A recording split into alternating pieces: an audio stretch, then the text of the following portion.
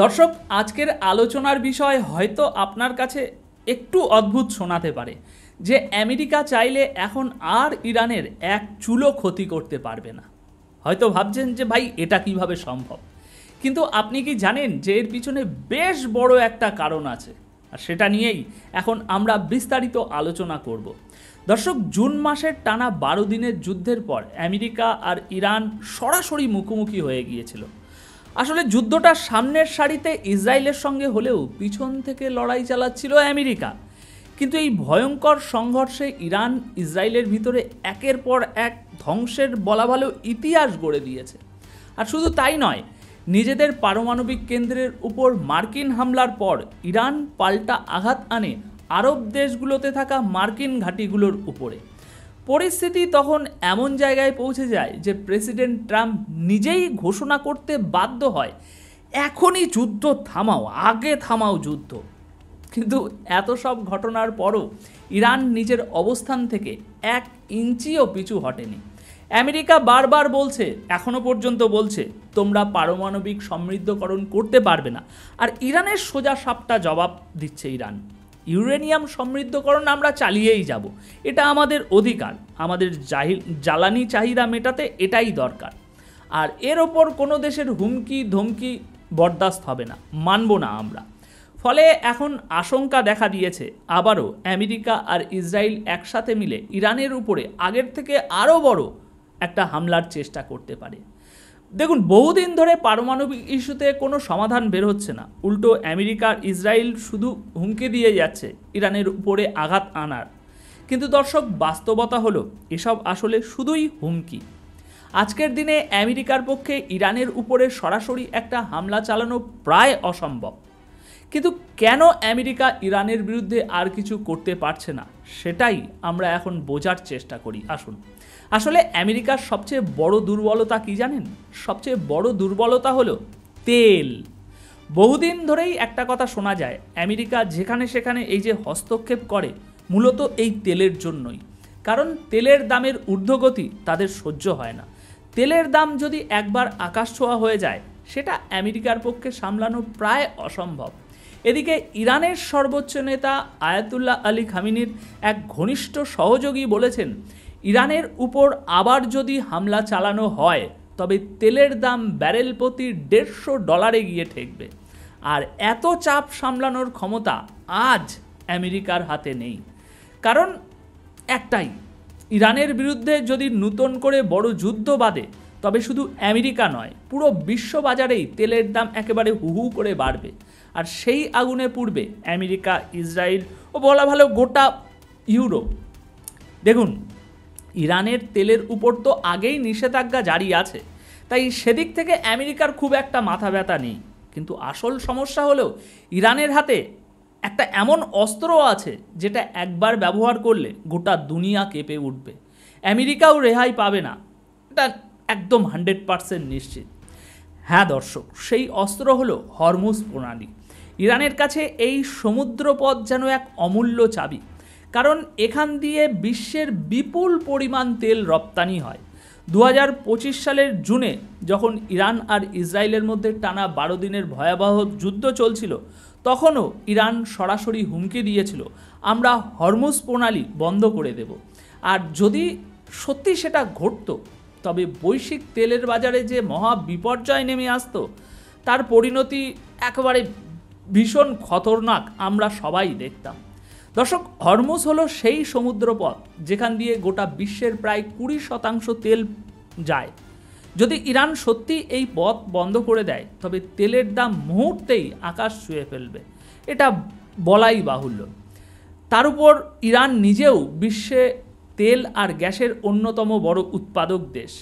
বিভিন্ন গণমাধ্যমের রিপোর্ট বলছে, ইরান ইসরায়েলের সেই টানা 12 দিনের সংঘর্ষ চলাকালীন ইরান এমন এক প্রস্তুতি নিয়ে রেখেছিল যে যুদ্ধ যদি আরেকটু দীর্ঘ হতো তবে গোটা দুনিয়া কেঁপে উঠত। ভাগ্যিস লড়াইটা দ্রুত শেষ হয়ে গিয়েছিল, নয়তো চারিদিকে একেবারে হাহাকার পড়ে যেত। হ্যাঁ, ইরান তখন সমুদ্রের গভীরে বারুদ পেতে রেখেছিল। উদ্দেশ্য ছিল বিশ্বের সবচেয়ে গুরুত্বপূর্ণ তেলপথটিকে পুরোপুরি অচল করে দেওয়া। আমেরিকার গোয়েন্দা সংস্থাগুলো পরে এই তথ্য ফাঁস করেছিল। এখন এমনও বলা হচ্ছে যে ইসরায়েলের হামলার পর ইরান এই হরমুজ প্রণালীতে নৌ বারুদের মাইন বসিয়েছিল। যদিও এখনও পর্যন্ত সেগুলো সক্রিয় করা হয়নি, কিন্তু রিপোর্টগুলো জানাচ্ছে ঝুঁকি একেবারেই কাটেনি। 13ই জুন ইসরায়েলের হামলা আর 22শে জুন আমেরিকার পাল্টা আঘাত, এই দুই ঘটনার মাঝেই ইরান ক্ষিপ্ত হয়ে ভয়ঙ্কর এক সিদ্ধান্ত নেয়। তারা ঠিক করেছিল হরমুজ প্রণালী, যেটা বিশ্বের সবচেয়ে গুরুত্বপূর্ণ সমুদ্রপথগুলোর একটা, সেটা বন্ধ করে দেবে। আমেরিকার গোয়েন্দা সংস্থাগুলোর দাবি, গত মাসেই ইরান তার নৌবহরে জলের নিচে বিস্ফোরণ ঘটাতে সক্ষম এমন নৌ মাইন মজুত করেছিল। এগুলো ব্যবহার করার জন্যই তাদের প্রস্তুতি ছিল। দর্শক, এই হরমুজ পথ দিয়েই বিশ্বের প্রায় 1/5 তেল আর গ্যাসের ব্যবসা হয়।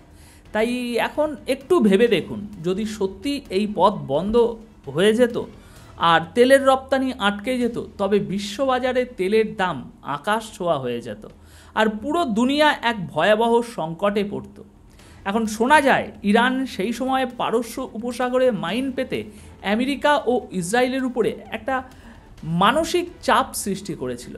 এখন সেই খবর আরও জোরালো হয় যখন ইরানের পার্লামেন্ট 22শে জুন হরমুজ প্রণালী বন্ধ করার প্রস্তাব পাশ করে।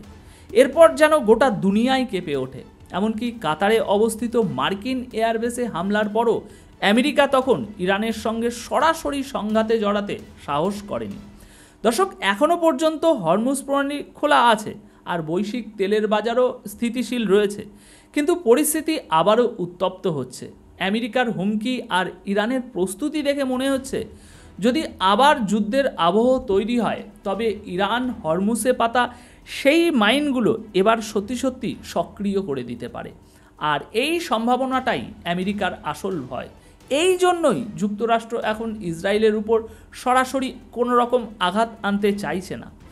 মার্কিন যুক্তরাষ্ট্র আসলে ইরানের এই শক্তিকেই সবচেয়ে বেশি ভয় পায়, এমনটাই দাবি করা হচ্ছে। দর্শক, ইরানের সবচেয়ে শক্তিশালী নিরাপত্তা পরিষদ, যেটিকে সুপ্রিম লিডারের ঘনিষ্ঠ এবং তার পক্ষ থেকে প্রতিনিধিত্বকারী সংস্থা হিসাবেই দেখা হয়, সেখান থেকে সম্প্রতি সরাসরি একটি বার্তা দেওয়া হয়েছে।